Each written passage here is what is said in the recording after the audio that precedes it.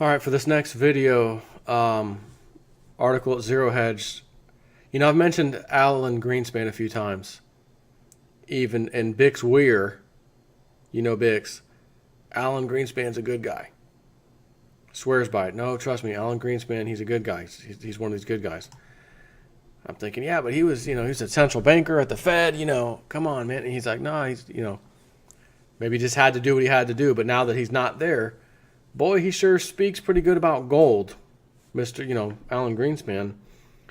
And there's a kind of a recent, what was this at?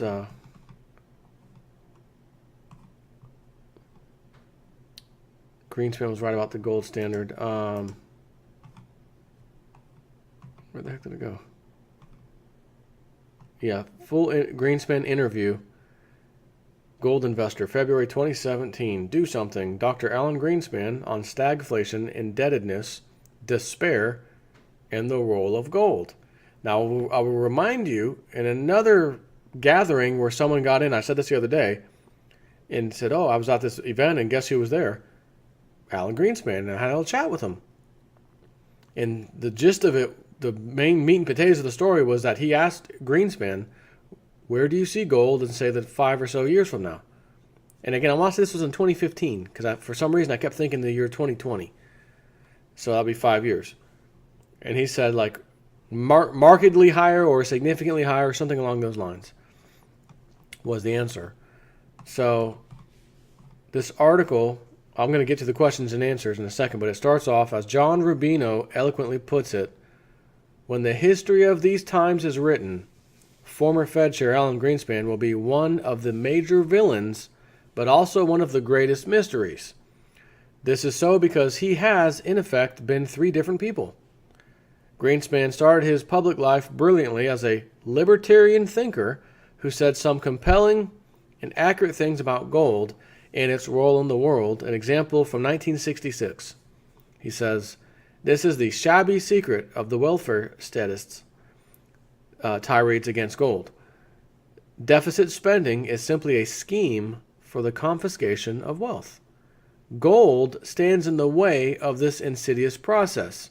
It stands as a protector of property rights.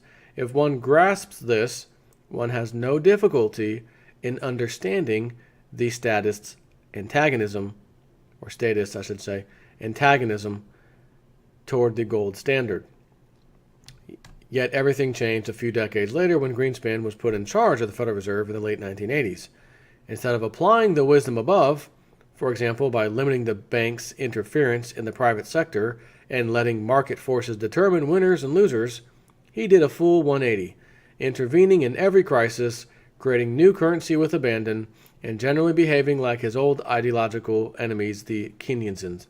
Predictably, debt soared during his long tenure. Now, I will argue one thing in his favor. Savings and loan crisis, 1980s. It was the same thing, essentially, as what we had in 2008, this banker bailout. They did the same crap for the same freaking reasons in the 80s. I'm pretty certain because the club and their political, the Bushes, the club, all these people, our government was involved, and they said to the Fed, you're going to have to get us out of this. And as much as Alan Greenspan may have liked to not do that and say, look, I'm a libertarian at heart, so to speak, I'd like to, gold. No, you're going to bail out all these banks or the entire economy in the United States is going to crash. There's nothing else for you to do except fix this the only way you know how. And he, I'm sure, decided, I think I'll do that. My opinion on that. But some of the questions he was asked right out of this report. In recent months, concerns about stagflation have been rising. Do you believe that these concerns are legitimate? He says, we have been through a protracted period of stagnant productivity growth, particularly in the developed world, driven largely by the aging of the baby boomer generation. Social benefits entitlements in the U.S. are crowding out gross domestic savings, the primary source for funding investment dollar for dollar. The decline in gross domestic savings as a share of GDP has suppressed gross non-residential capital investment. It is the lessened investment that has suppressed the growth in output per hour globally. Output per hour has been growing at approximately 0.5% annually in the U.S. and other developed countries over the past 5 years, compared with an earlier growth rate closer to 2%. That is a huge difference, which is reflected proportionately in the gross domestic product and in people's standard of living. As productivity growth slows down, the whole economic system slows down. That has provoked despair and a consequent rise in economic populism from Brexit to Trump.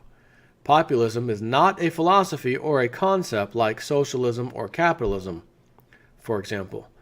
Rather, it is a cry of pain where people are saying, do something, help. At the same time, the risk of inflation is beginning to rise. In the United States, the unemployment rate is below 5%. Now, first of all, I don't believe that, but this is his quote, okay? Below 5%, which has put upward pressure on wages and unit costs generally. Demand is picking up, as manifested by the recent marked broad increase in the money supply, which is stoking inflationary pressures. To date, wage increases have largely been absorbed by employers, but if costs are moving up, prices ultimately have to follow suit. If you impose inflation on stagnation, you get stagflation. Question: as inflation pressures grow, do you anticipate a renewed interest in gold? Interesting question. I can't wait to hear what he says. Significant increases in inflation will ultimately increase the price of gold. Investment in gold now is insurance. It's not for short-term gain, but for long-term protection. I view gold as the primary global currency. It is the only currency, along with silver, that does not require a counterparty signature. Gold, however, has always been far more valuable per ounce than silver. No one refuses gold as payment to discharge an obligation. Scratch that. Pretty sure if you walked into your bank to pay your mortgage, they wouldn't accept your gold. But country to country, they will absolutely accept it. Credit instruments and fiat currency depend on the creditworthiness of a counterparty. Gold, along with silver, is one of the only currencies that has an intrinsic value. It has been that way, always been that way. No one questions its value, and it has always been a valuable commodity, first coined in Asia Minor in 600 BC. Question: although gold is not an official currency, it plays an important role in the monetary system. What role do you think gold should play in the new geopolitical environment? The gold standard was operating at its peak in the late 19th and 20th centuries, a period of extraordinary global prosperity characterized by firming productivity growth and very little inflation. But today, there is a widespread view that the 19th century gold standard did not work. I think that's like wearing the wrong size shoes and saying the shoes are uncomfortable. It wasn't the gold standard that failed. It was politics. World War I disabled the fixed exchange rate parities, and no country wanted to be exposed to the humiliation of having a lesser exchange rate against the US dollar than it enjoyed in 1913. Britain, for example, chose the return to the gold standard in 1925 at the same exchange rate it had in 1913, relative to the US dollar, which was $4.86 per pound sterling. That was a monumental error by Winston Churchill, then Chancellor of the Exchequer. It induced a severe deflation for Britain in the late 1920s, and the Bank of England had to default in 1931. It wasn't the gold standard that wasn't functioning. It was these pre-war parities that didn't work. All wanted to return to pre-war exchange rate parities, which, given the different degree of war and economic destruction from country to country, rendered this desire, in general, wholly unrealistic. Today, going back onto the gold standard would be perceived as an act of desperation. But if the gold standard were in place today, we would not have reached the situation in which we now find ourselves. We cannot afford to spend on infrastructure in the way that we should. The U.S. sorely needs it, and it would pay for itself eventually in the form of a better economic environment, infrastructure, but few of such benefits would be reflected in private cash flow to repay debt. Much such infrastructure would have to be funded with government debt. We are already in danger of seeing the ratio of federal debt to GDP edging toward triple digits. We would never have reached this position of extreme indebtedness were we on the gold standard, because the gold standard is a way of ensuring that fiscal policy never gets out of line. And last question. Against a background of ultra low and negative interest rates, many reserve managers have been large buyers of gold. In your view, what role does gold play as a reserve asset? When I was chair of the Federal Reserve, I used to testify before U.S. Congressman Ron Paul, who was a very strong advocate of gold. We had some interesting discussions. I told him that U.S. monetary policy tried to follow signals that a gold standard would have created. That is sound monetary policy, even with fiat currency. In that regard, I told him that even if we had gone back to the gold standard, policy would not have changed all that much.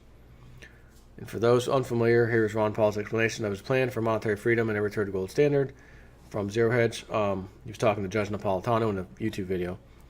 So, once again, old Alan Greenspan, now that he's not in the position of Federal Reserve Chairman, he talks very good about gold. When Ben Bernanke was in charge of the Fed, was Ben Bernanke talking good or bad about gold? Because that same Ron Paul, congressman, was also talking to Ben Bernanke, the same way he was talking to Alan Greenspan about gold and policy and whatnot. And I remember the video where he asked him, is gold money? And Bernanke looks back at Ron Paul like, oh my God, what did he just ask me? I'm extremely uncomfortable. I don't like that question, but I'm going to answer it. He starts stuttering a little bit. You know how his voice, old Bernanke, when he'd get in that little position, his voice would start cracking and, no. Then why do central banks store it? Or, why don't they store diamonds or pearls or something? Why do they store gold? And he says, it's just tradition. It's like old Hank Williams. Remember Hank Williams Jr.? Just an old family tradition. It's just an old central banker tradition. Right. Because they know at the end of this paper fiat game, when it all implodes, and it always has, they're going to have to start some things over, and they're not going to say, we're going to do what we did last time. The American people will not even kind of stand for that. We want a new solution so that this never happens again, like we always say, and then they provide it, and then 20, 30 years goes by, people die off, we forget, and some little sneaky central banker sticks in his nose in there, pays off a few Congress members. Let's take this little let's take this little law out. Remember back when we had to go on the gold standard? Let's change that. Let's get back towards the paper thing. But we'll start off by saying the paper's backed by gold. That'll hush the people up. They won't be too concerned. And then another 20 years, they'll forget about it again. Then we'll take them completely off the gold standard and we'll recklessly spend, make our buddies rich, own half the world, and then it'll collapse again. And then we'll do the same thing over and like the sun coming up, going down, coming up, going down. The problem is we humans, we live so long, we see that happening thousands and thousands and thousands of times throughout our life. Sun up, sun down.